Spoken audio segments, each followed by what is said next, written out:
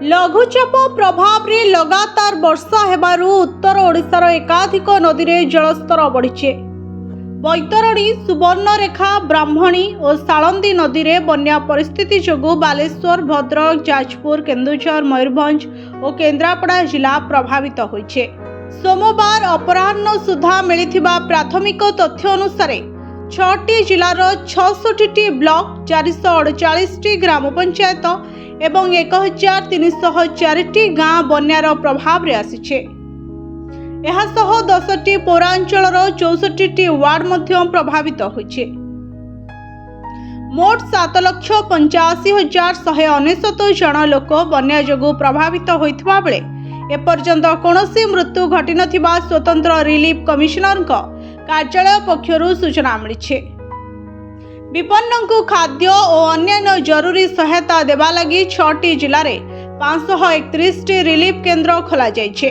उद्धार और रिलीफ कार्य को त्वरान्वित करने 39टी ओड्राफ टीम, 7टी एनडीआरएफ टीम एवं 53टी अग्निशम दल मुतयन होइछन्ते। प्रारंभिक आकलन में 941टी घर क्षतिग्रस्त होइथबा बेले 42,216.7 हेक्टर चाष जमी जलमग्न होइथबा जणा पड़िছে। बालेश्वर जिलार 12टी ब्लॉक 97टी ग्राम पंचायत अंतर्गत 453टी गाँ एवं 2टी सहरांचलर 19टी वार्ड प्रभावित होइছে। एठारे 2,03,778 जन प्रभावित होइथबा बेले 60टी गाँ जलबंदी होइছে। सुरक्षा दृष्टि 61,418 जन को अन्यंतर स्थानांतर करा जाइछे।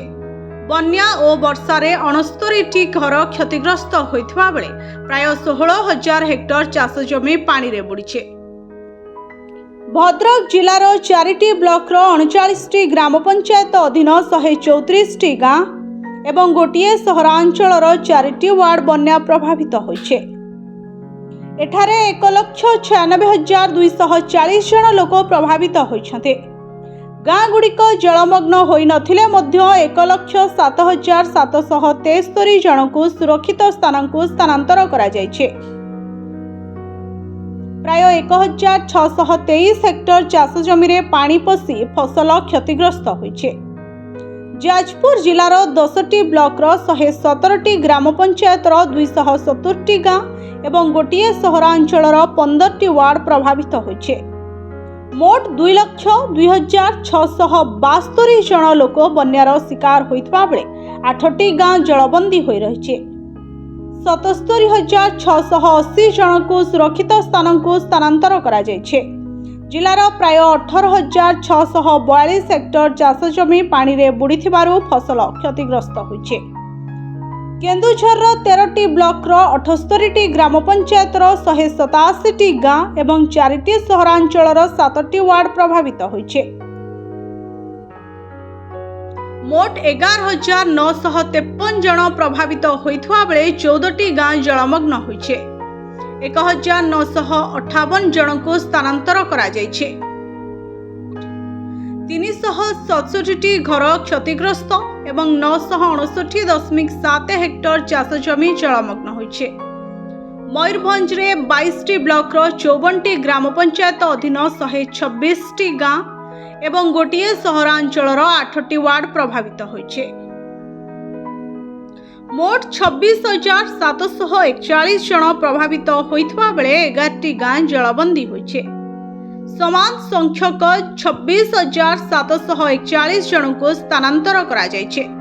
505टी घर क्षतिग्रस्त होइथबा सह प्राय 4,992 हेक्टर चाष जमी रे पानी माड़ीছে। केन्द्रापड़ार 5टी ब्लॉक 63टी ग्राम पंचायत अधीन 134टी गाँ एवं गोटिए सहरांचलर 11टी वार्ड प्रभावित होइছে। एठारे 1,43,715 जन लोक बन्या प्रभावित होइछन्ते। 33टी गाँ जलबंदी होई रहितबा बेले 2,085 जन को स्थानांतर करा जाइछे। चाष जमीर क्षयक्षति नहीं आकलन एजाबित जारी रहिछे। प्रशासन पक्षरु बन्या प्रभावित अंचल रे रिलीफ बंटन, उद्धार कार्य, लोकंकु सुरक्षित स्थानांतर प्रक्रिया जारी रहिछे। ନଦୀଗୁଡ଼ିକର ଜଳସ୍ତର ଓ ବନ୍ୟା ପରିସ୍ଥିତି ଉପରେ ମଧ୍ୟ ନିରନ୍ତର ନଜର ରଖାଯାଇଛି। Bureau report, Odisha first.